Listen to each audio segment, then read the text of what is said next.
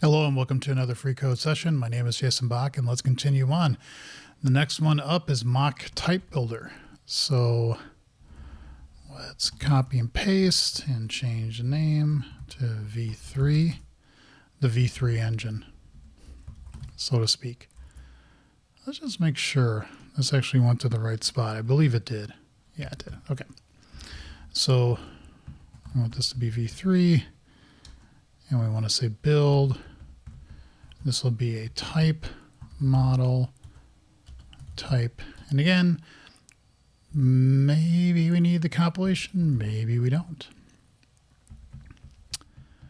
All right, we need to say whether it's a record or a class. So let's go to type and say, yeah, I think I do put in here whether it's a record struct. I'm not sure. I don't know if I ever, no, you can, that never mattered. What am I thinking? Because you can't mock a struct because it's sealed by default. Okay, so what we need to put in here is an internal bool is record get.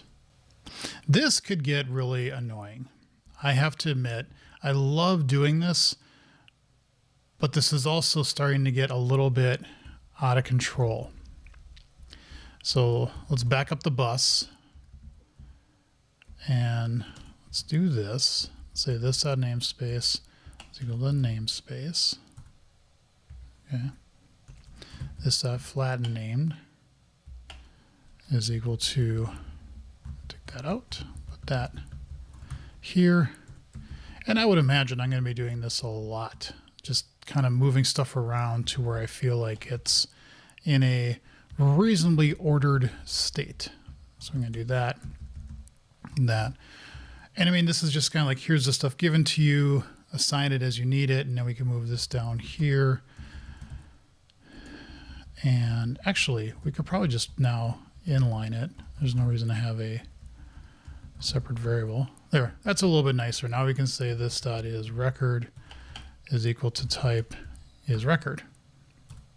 Simple. So then when we hop back over here, now we can say type is record. And we can say here type flat name. Again, I'm feeling good about this, but let's not get ahead of ourselves. Fully qualified name. If we have events, type events, length, there we go. We'll have to come back to those shim fields and ref return types. We'll comment those out. To do, need to put these back in. Eventually I'll go back and do all the to-dos. Right line. If type constructors length, type, we'll need to put the constructors in.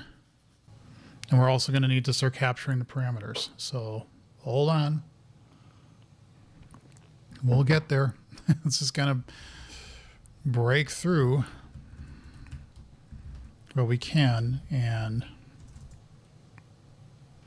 didn't we do this up here somewhere? Yeah, didn't we say like can raise events? Let's move this up above because can raise events, because we do this more than once. So now we can say here that, and then down here, where did I just pull that from?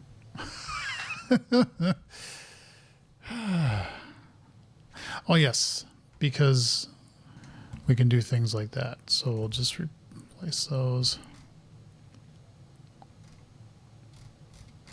Okay. We do need to do the constructors and the methods. So we'll say type methods if method returns void, and now we need the method model. We will also then say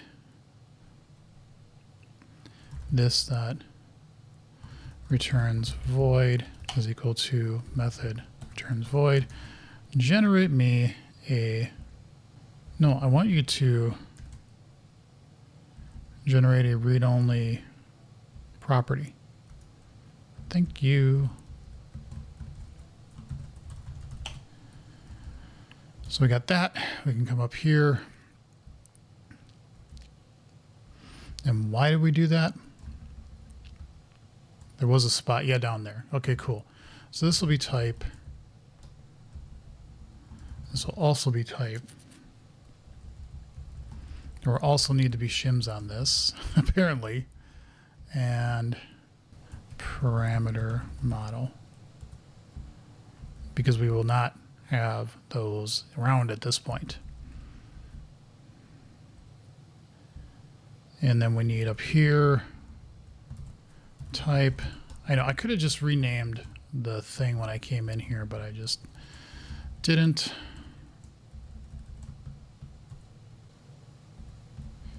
And then we say here. And this will be type. Okay. Build shim types. Yeah, you can just all shut up. We don't care about you right now. So we're going to do constructors, we're going to do methods, and then we will say here to do revisit later. Okay. All right, so now this will build that's the mock type name. And then we're going to say that, yeah, this is building the mock. Okay.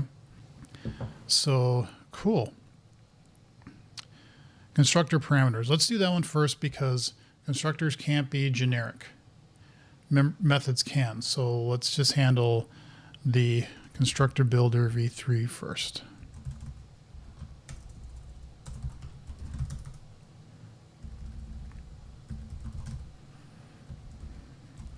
And this will be type model. No. Yeah, let's do that. Let's just change this to type model. Why would I pass in again? Okay, I guess we're just going to say parameter model parameters to do revisit shims later. The variable naming context is going to change now because of the parameter coming in. That's fine. So if we go to constructor builder, constructor model, yeah. So what are we going to want to capture here? We are going to want an internal equatable array of parameter model parameters. So this dot parameters is going to be equal to constructor dot parameters. Too bad we can't. Like you can't say to immutable array here, but also transform them in here while you do that. But that's okay. We can say select. So we're going to say new parameter. Oh, no. New parameter model, passing in that, whatever that gives us. And then we're going to say to immutable. Yeah, that should work. Okay, it's just that it's now saying, well, so we have the parameter models. We'll come back to you all later. No, not all that. That. And then this is V3. And this is V3. Okay, so yay. But now what does this do? Well, what does variable context need from a method symbol or a parameter symbol? Ah. Okay, fine. We're going to change this to being a model. And we would not have a method symbol at this point. We would have a method model. And a method model doesn't have parameters yet, but we can do just what we did in the constructor model and do essentially the same thing and say on the method, do that. Feature semantic classification is currently unavailable due to an internal error. Well, you know, that kind of sucks. Let's keep all of our ducks in a row, so to speak. I'll come back to that later and do all the documentation and that fun stuff. Okay. Right, because that is a parameter symbol and we need parameter model to do this. Internal parameter model I parameter symbol parameter. You know, they're adding primary constructors to classes in C#12, though it's not the same as records. I'm not sure. In fact, I put it on Mastodon recently. I'm not really sure I'm thrilled with it. It feels clunky. With records, it's not so bad, especially if you have a record that's very simple. It's basically a data holder. It gives you a quality, it gives you all that out of the gate. But with with classes, and I'm assuming it'd be for structs, but with classes, it basically just says, well, here's a constructor. It doesn't give you anything else other than this is the constructor. And I'm just kind of like looking at it going, I don't see how this is going to help. And then when I go look back at records, I'm sitting there going, well, it's a convenience thing, but when you do anything a little bit more outside of what's just a simple record, which I guess is what a record should be, though now you can alias types and you could alias to a tuple and do a global alias on that, and then that's your, but it doesn't then have a real name of a type. I'm babbling. Anyway, so we've got our parameter model. And why are you barking? Yeah, there you go. Okay. So we've got that going for us. And now we need to go to variable naming You have immutable. Where's a variable naming context? So we have a method model, a parameter model. Yay. You need the name. Is that the only thing you need? Well, right now, that's the only thing we need. This dot name is equal to parameter dot name. So we need not a local. Why are you read only property name? Thank you, except I wanted it internal. And yes, this should be expression body, but we don't really know yet everything that's going to be there. Now this works. So variable naming context is done. You know, it just works. Of course, we may need more from the property, like the fully qualified type name and stuff like that, but we can deal with that for now. Okay, so we go back to method model. And method model does our parameters. We'll get to generics later. We're back to the constructor. Okay, so we have type, get members of type, required init properties and indexers. Well, you know, if you need required init properties and indexers, then you need to get that. So let's go to our type model and let's say this dot required init properties is that. Type. Can you get to the compilation from? No, you can't. Well, no, I thought there was a way to do it, but maybe I'm just like contain model containing. I thought there was a way to get to the like to go back up, but this is unfortunate that we have to bring in the compilation, but needs must.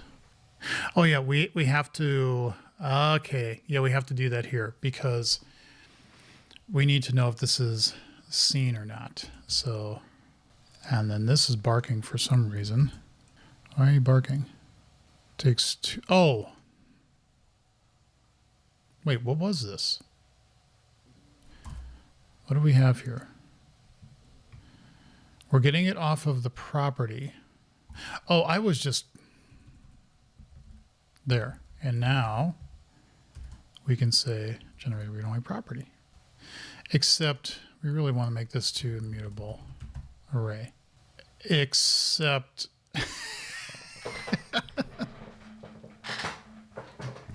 we want to turn that into the select new property model, passing whatever that is into it, and then doing that. Right? Except you don't like that. Do we make a new model for these required property models? Because these required property models don't have anything to do with the mocking. So I'm kind of the mindset to say model what you need. And so required and init property model. I mean, sure. Why not? Because we don't need, well, we may need the accessors, maybe, but we definitely, yeah, I don't know what we need right now. But we don't need all this. That's for sure. We don't need all that. And we don't need all that. I should not do the XML commentary right now either. Required and init property model, and then that changes whatever it is, immutable array. This is interesting because this isn't part of, well, yeah, it would. It would. Okay. It is part of the equatability. Equatable array of that. Okay, and the reason why I hesitated on that is because when you are generating this, you may have added another required property or an init property that, again, isn't mockable, but you have to use it when you're building those constructor properties that type on the fly. So if that did change, that is one that, again, isn't necessarily part of mocking, but we have to track it from an equality standpoint. Okay, so we got that. Is required. Well, we know we're getting this, so we can say type that required properties and indexers, and guess what? We just found something that we need in our model. This dot is required is equal to value dot is required. And then we have to hop over to here and say generate me a read-only property. That's going to be internal. Boom. And now we have that. And now we can say type dot required and type to mock name. That actually all falls through, which is astounding to me. But it does. Index parameters requires forced nullable annotation. This is just the parameters. And I think I'm going to stop here and say file. Where's the save all option? There, down, Control-Shift-S. Save all of them, commit it, and let's just make sure that we are not losing progress. 212, making more model progress for rock create v3. And then those committed. Okay, so obviously none of the stuff in the build would compile at this point, but next time we're going to go into saying, okay, we got to do this, we got to get that, we got to get this, and all the good things. So yeah, but again, baby steps, got to just keep moving on, and we'll see what we find next time. Thank you all for watching. Leave comments and questions below. See you in the next episode.